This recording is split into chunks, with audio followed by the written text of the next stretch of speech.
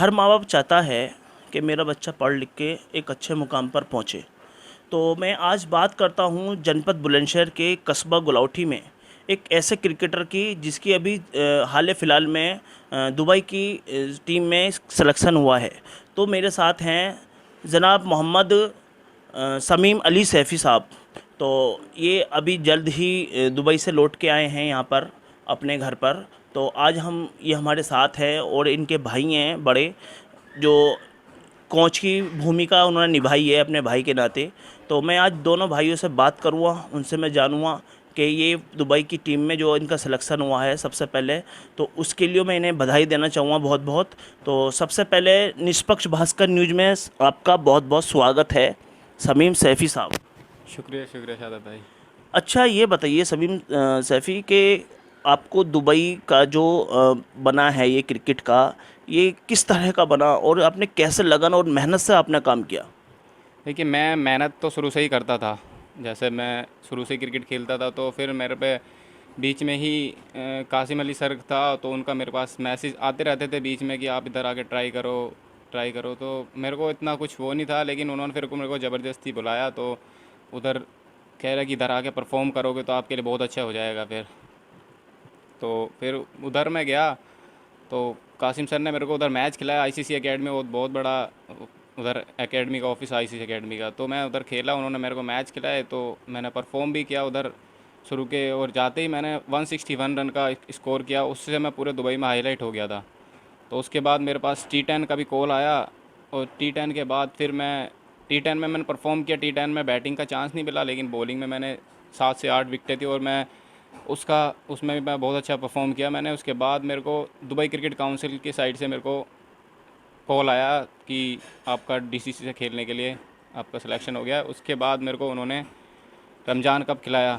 तो रमज़ान कप में मैंने उनके लिए 2 मैच मैंने अपने दम पे जिताए, खुद अकेले दम पे जिताए। एक मैंने 5 विकेटें भी ली थी और रन भी बनाए थे। तो मैं ऑलराउंडर की भूमिका निभाता था, तो उन्होंने मेरे को चयन किया। उसके बाद उन्होंने मेरे को दुबई की टीम में सिलेक्शन हुआ।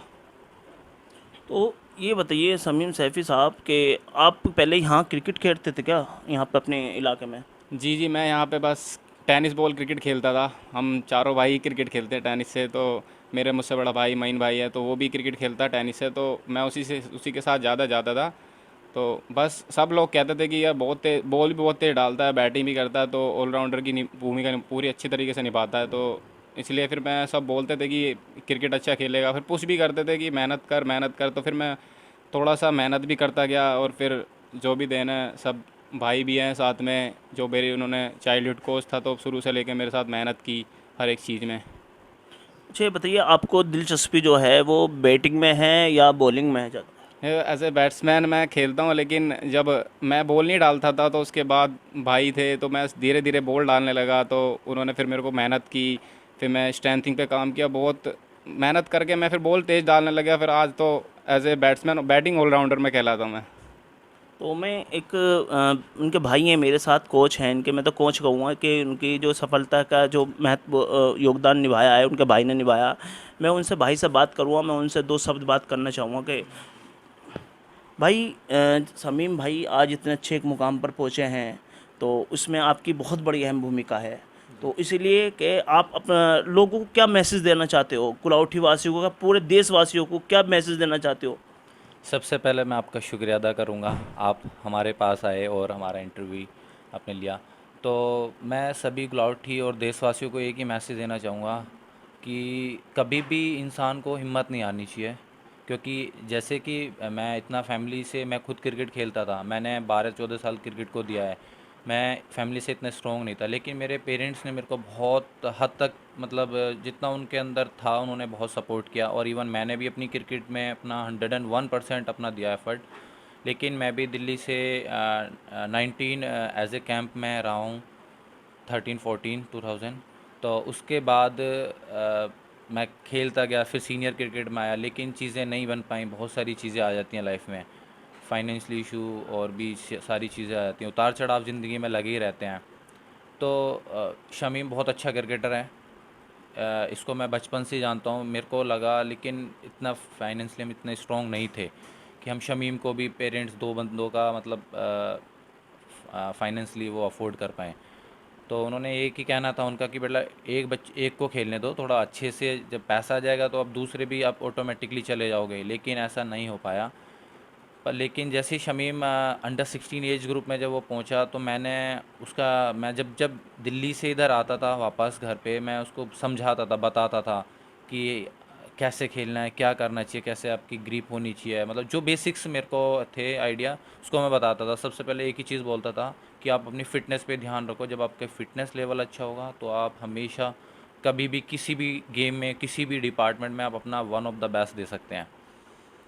तो यही था, वो फ़िटनेस का बहुत अच्छा था। वो सुबह ही जा करता था, घर से निकलता था और अपनी फ़िटनेस पे सबसे ज़्यादा ध्यान देता था। फ़ुटबॉल भी खेलता था, फ़ुटबॉल भी बड़ी अच्छी खेलता है, और साथ में फ़ील्डिंग, मतलब अपनी फ़िटनेस अच्छी करता था साथ में। फिर उसके बाद एक समय ऐसा आया जब मैंने अपनी खुद की क्रिकेट को ब्रेक करके मैंने शमीम को आगे लेकर आया कि ये मेरे से भी कुछ ज़्यादा मल्टी टैलेंटेड प्लेयर है। और एक जब मेरे साथ थे तो मेरे वहाँ पे एक कोच ने भी देखा, मेरे साथ एक ट्रेनर थे जगदेव चौहान, तो उन्होंने भी कहा शमीम बहुत होनहार टैलेंटेड क्रिकेटर है, और साथ ही साथ सबसे अच्छी चीज़ इसकी बैटिंग और बॉलिंग देखने से पहले उन्होंने उसकी फ़ील्डिंग को परख लिया था, फ़ील्डिंग बहुत अच्छी है। तो मेरे साथ वो फ़िटनेस पे गया था, तो ऐसे ही वहाँ फ़न गेम हो रहा था, तो उसने अपने आप को प्रूफ करके दिखाया, तो सर का भी मतलब था कि नहीं ये कुछ कर सकता है।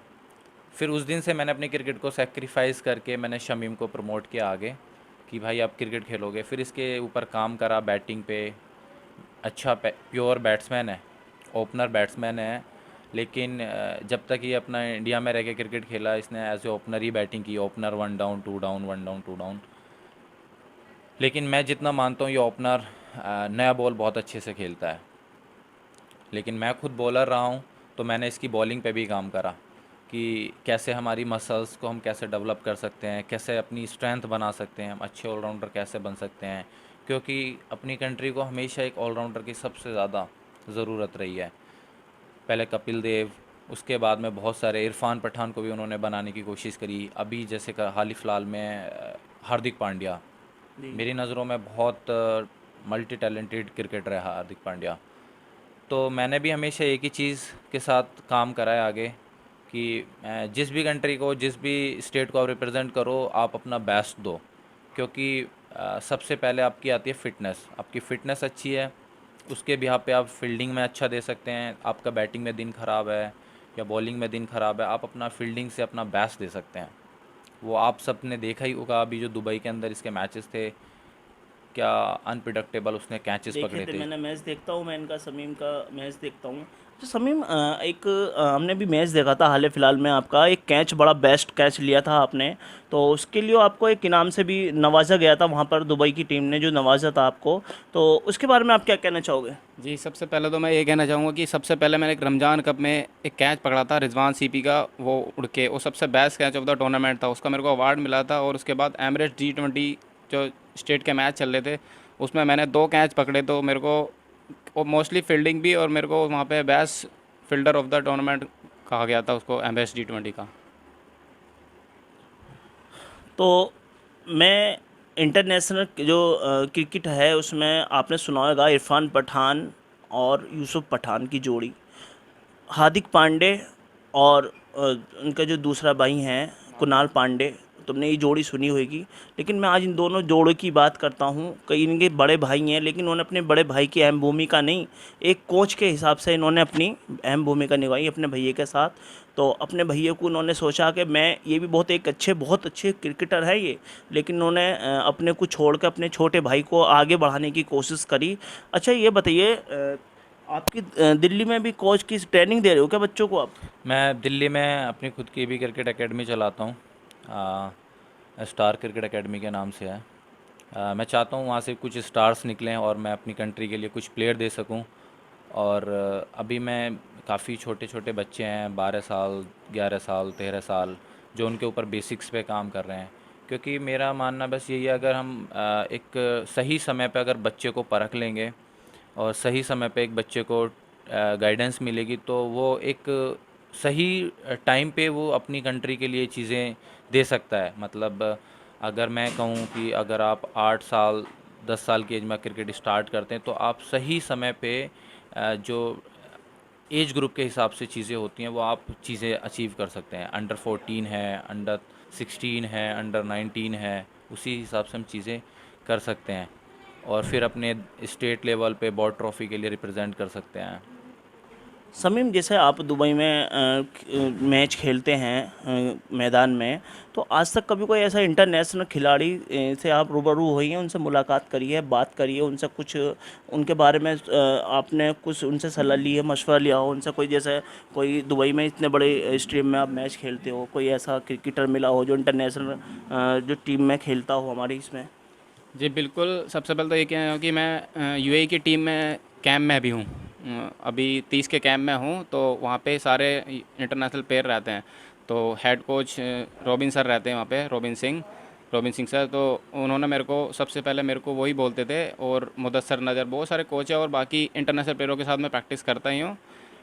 रिजवान सीपी हुआ, बासिल हमीद हुआ, ये इंटरनेशनल प्लेयर उधर के हैं। और आसिफ लाला मेरे को बहुत ज़्यादा बोलता है, आसिफ भैया मेरे को बोलते हैं। बाकी इंटरनेशनल प्लेयर मैं सबके साथ ही हूँ उधर। इमरान ताहिर भैया भी इधर आए थे, और जो मोहम्मद आमिर साउथ भैया भी। अफ्रीका के लिए खेलते हैं, इमरान जी ताहिर। जी, साउथ अफ्रीका के इमरान ताहिर भैया उधर ही रहते हैं, तो उधर आते रहते हैं वो नेट पे भी। तो उनसे सबसे ऐसा कुछ नहीं, वो सब आते रहते हैं, बोलते हैं कि अच्छा कर रहा है, अच्छा कर रहा है, करता रहे बस, मेहनत करता रहे, लगा रहे बस आगे भी। अच्छा, एक हमने सुना था कि अब जो ये आईपीएल जो होते हैं, इन आईपीएल में किसी के थ्रू सुना था कि आईपीएल में भी आपका जल्द सिलेक्शन होने वाला है। इंशाल्लाह इंशाल्लाह मेहनत करेंगे, बस ऐसा कुछ नहीं है, आगे के बारे में नहीं सोचेंगे, बस मेहनत करेंगे, मेहनत से इंशाल्लाह आगे अचीव भी करेंगे।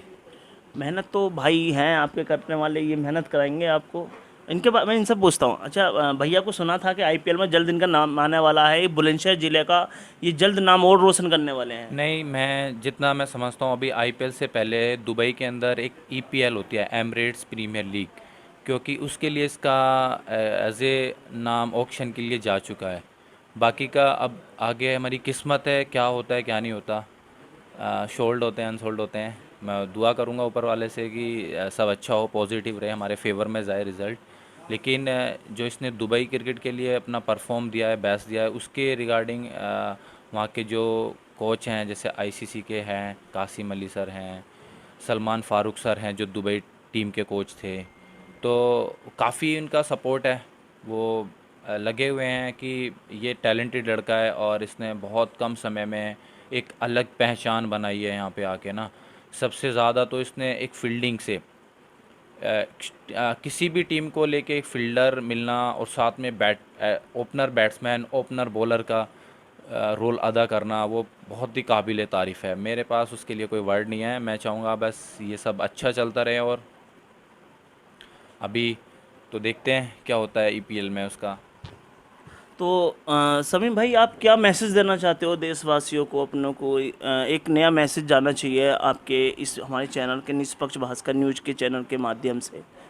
बस मैं यही कहना चाहता हूँ कि आप हिम्मत ना हारो। मैं एक टाइम पे मैं इंजर्ड था, मेरा लिगामेंट टूट चुका था, तो मेरे जगदीप चौहान सर ने मेरे साथ हेल्प की, और मैं 3 महीने बेड रेस्ट था। उसके बाद मैं खेलने लायक नहीं था। उसके बाद उन्होंने मैं उठा और मैंने फ़िटनेस पे इतना काम किया, और आज आपके सामने हूँ। बस हिम्मत ना हारो, लगे रहो, मेहनत करते रहो, इंशाल्लाह एक दिन सबको ऊपर वाला कामयाबी ज़रूर देता है। बस आप लोगों का सबका सपोर्ट मेरे साथ था, निष्पक्ष भास्कर न्यूज़ का भी बहुत सपोर्ट रहा मेरे साथ, और मेरे सब फैमिली और मेरे सब देखने वाले जितने फ्रेंड थे, सब मेरे को सबका सपोर्ट मिला, और इंशाल्लाह आगे ही मिलता रहेगा। तो इंशाल्लाह आगे एक दिन और अच्छा करता रहूँगा मैं। तो मैं बात करता हूँ इनकी अम्मी जान उनके हमारे साथ हैं, मैं उनसे बात करता हूँ। आपका बेटा समीम सैफ़ी एक अच्छे मुकाम पर पहुंचा है, तो आप क्या मैसेज देना चाहोगे अपने बेटे की? हमें तो बहुत खुशी हुई है, हमारा बेटा बहुत अच्छा काम कर रहा है। शुरू से ही लंबे टाइम से बहुत मेहनत करी है इसने। हम सोते रहते थे, हमारा बेटा सुबह ही 5 बजे उठ के मैं उसमें जाता था, प्रैक्टिस जाता था, मैं ट्रेनिंग पर जाता था। हमें तो बहुत खुशी हुई है देश के लिए कि बहुत अच्छा, जितना अच्छा कर रहे हैं और भी अच्छा करें सारे बेटे। बहुत अच्छी मेहनत कर रहे हैं, मेहनत में कमी नहीं है, मेहनत खूब कर रहे हैं बच्चे हमारे। क्या अच्छी तो बात। इन्होंने आपका नाम रोशन कर रहे हैं, तो आप अपने बच्चों के लिए क्या मैसेज देना चाहते हो? बस इनमें यही है कि अभी और अच्छा करें, जितना भी होगा अच्छा ही करेंगे। मेहनत कर रहे हैं, मेहनत करें और भी लंबे टाइम तक अच्छी मेहनत कर रहे हैं। चलिए, माता जी ने बताया कि अपना बच्चे बहुत मेहनत कर रहे हैं और इसी मेहनत से वो इतने अच्छे एक मुकाम पर पहुँचे हैं। तो मैं आज जनपद बुलंदशहर के कस्बा गुलावटी में मौजूद था, जो दुबई की टीम में इनका सिलेक्शन हुआ है समीम सैफ़ी का। तो आज हम गुलावटी में थे और हमने उनसे बात करी, उनसे जाना कि कैसे मुकाम से अपनी कितनी परिस्थितियों से गुजर के ये इतने एक बड़े मुकाम पर पहुँचे और आने वाले वक्त में बुलंदशहर ज़िले का ये ऐसा नाम रोशन करेंगे कि देश में सब देखेंगे बुलंदशहर ज़िले को। कैमरामैन नासिर के साथ सादाब सैफ़ी, निष्पक्ष भास्कर न्यूज़, बुलंदशहर।